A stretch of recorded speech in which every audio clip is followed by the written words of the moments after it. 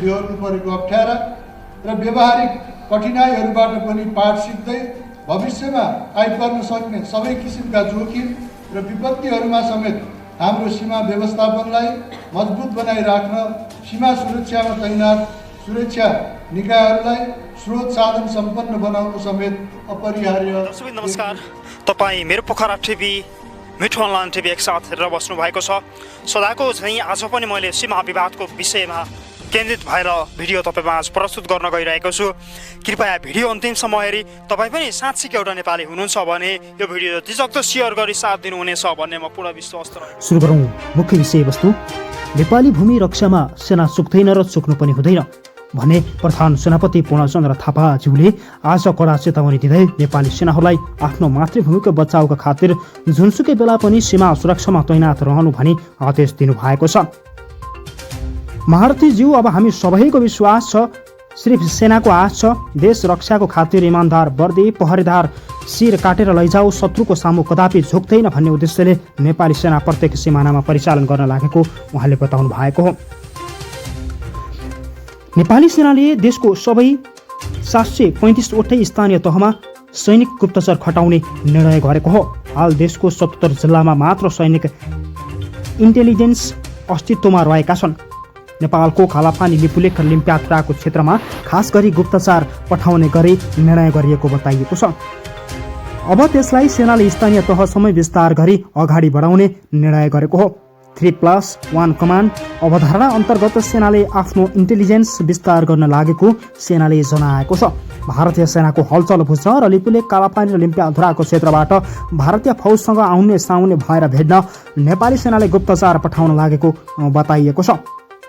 आफ्नो इन्टेलिजेन्स सबैतिर हुनुपर्ने आवश्यकता बोध गर्दै सेनाले यो संरचना खडा गर्न लागेको हो। 3+1 कमान्डर अवधारणा अन्तर्गत यो संरचना सञ्चालन हुनेछ, जसलाई सेनाको कोर्प्स अफ इन्टेलिजेन्स नाम दिएको छ। यसको मुख्य काम राष्ट्रिय सुरक्षामा आँच पुर्याउने व्यक्ति तथा संरचनाको पहिचान गरी उक्त ठाउँमा नै कारबाही गर्नु हो। देशको संयन्त्र, सार्वभौमिक सत्ता, भौगोलिक अखण्डता, स्वाधीनतामा आँच पुर्याउनका लागि निगरानी यसले ख्याल राख्ने बताइएको छ। नेपाली सेनाले गरेको काम र कारबाहीलाई यसले सजिलैसँग निहाल्ने र प्रत्याभूति दिलाउन सकिने गुप्तचर संस्थाको मुख्य योजना रहेको हो। सीमा सुरक्षामा पनि यसलाई परिचालन गर्ने योजना रहेको बताइएको छ।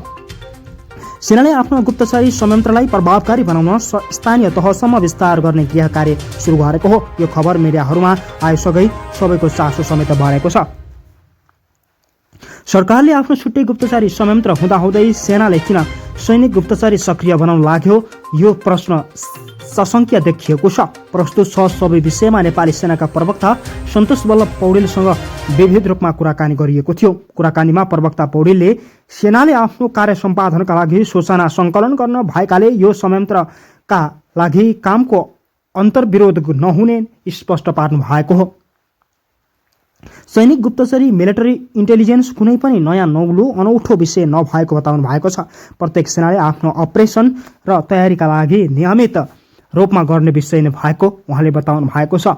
अन्तर्राष्ट्रिय प्रचलन अनुसार पनि प्रत्येक देशको सेनाले जानकारी भएको अर्थात् ज्ञात सुरक्षा सम्बन्धी खतराहरूको अनुमान गर्ने, तथ्याङ्क मूल्याङ्कन गरी प्रवृत्तिलाई विश्लेषण गर्न गरी भविष्यमा उत्पन्न हुन सक्ने खतरा चुनौतीलाई पनि आकलन गर्ने गरी गुप्तचर संस्थाको प्रक्रियाको पाटो मात्रै रोजेको बताउनु भएको छ। यसले टुङ्गो बुझ्दाखेरि उपयुक्त समयमा निश्चित तर्कहरू पनि दिने बताउनु भएको हो। मुख्य रूपमा सेनाको भूमिका भनेको राष्ट्रिय सुरक्षा सम्बन्धी विषयमा आफ्नो भूमिका निर्वाह गर्ने हो, तर संविधानले दिएको भूमिकालाई निर्वाह गर्छ। सही सामूहिक संरचना र प्रभावकारी सूचना संयन्त्र जसलाई व्यापकता र जसको विशेषता अथवा जसको क्षमताका आधारमा सूचना सङ्कलन हुन सक्यो, त्यसकै आधारमा नेपाली सेनाले खतराको अवलोकन गर्न सक्ने गरी गुप्तचर संस्थाको स्थापना गरेको बताइएको छ। तालिम सम्बन्धी पूर्व तयारी होस् र थप संरचना र सूचना सङ्कलन गर्नुपर्ने पूर्व तयारी होस् भन्ने अवधारणा र विश्लेषणले आफ्नो गतिविधिहरूको सम्बोधनका लागि प्राथमिकता तय गर्ने बताइएको छ। सैनिक सङ्गठनहरूलाई मद्दत पुर्याउनका लागि यो सूचना सङ्कलन सैनिक दृष्टिकोणबाट ठूलो महत्त्वपूर्ण राख्ने बताइएको हो। सेनाले गर्ने भनेको दुर्गामी प्रकृतिका सुरक्षा चुनौतीलाई मध्यनजर राखेर संरचना सङ्कलन गर्ने हो। जब जब सूचना सामूहिक रूपमा र प्रभावकारी ढङ्गले हामीले सङ्कलन गर्न सक्दैनौँ तब राज्यले क्षति बेहोर्नु परेको अवस्था रहेको उहाँले बताउनु भएको छ।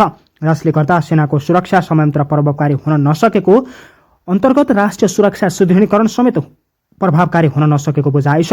त्यसैले सैनिक गठबन्धनलाई राष्ट्रिय सुरक्षा सम्बन्धी विषयमा सूचना सङ्कलन गर्न अत्यन्तै महत्त्वपूर्ण सहयोगी भूमिका रहेको बताइएको छ।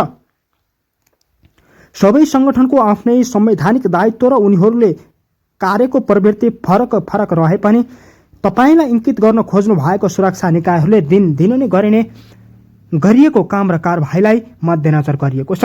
जिम्मेवारीहरूमा आवश्यक पर्ने सूचनाको प्रवृत्ति फरक छ र सेनाले आफ्नो पूर्व तयारीका लागि आवश्यक सूचना सङ्कलन गर्ने यो प्रवृत्तिका विषयवस्तुहरू फरक भए पनि यसले विविधतापूर्ण काम गर्ने बताइएको छ।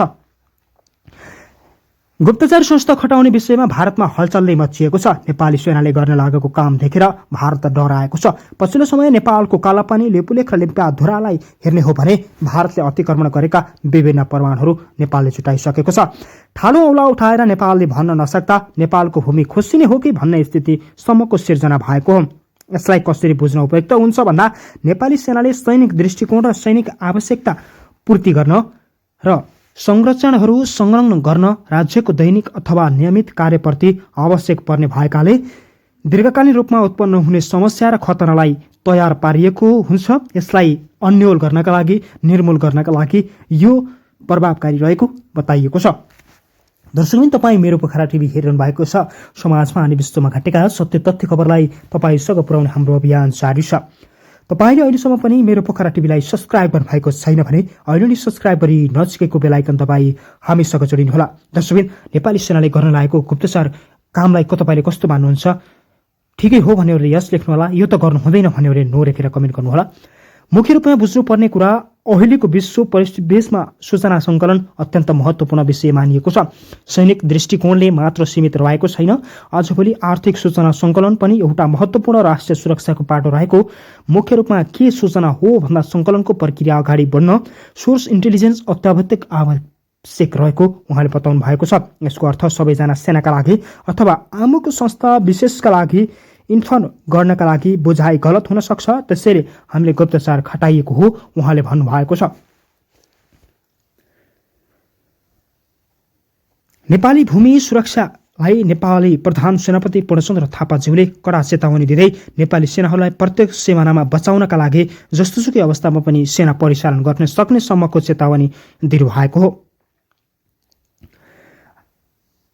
भारतलाई घुँडो टेकाएर फर्किएपछि आफू पनि देश र सानो छ भन्दैमा हामीलाई बारम्बार नाकाबन्दी लगाउने जस्ता भारतले कुकर्म गर्दै आयो। यसको फाइदा अब यसको क्षति भारतले बिहोर्नेछ। दर्शकबिन, तपाईँले भिडियो अन्तिमसम्म हेरेर साथ दिनुभयो, त्यसका लागि धन्यवाद। यस्तै नयाँ ताजा अनि खोज भिडियो हेर्नका लागि मेरो पोखरा टिभीलाई सब्सक्राइब गरी नजिकै रहेको बेल आइकन दबाउनु भने नबिर्सिनुहोला।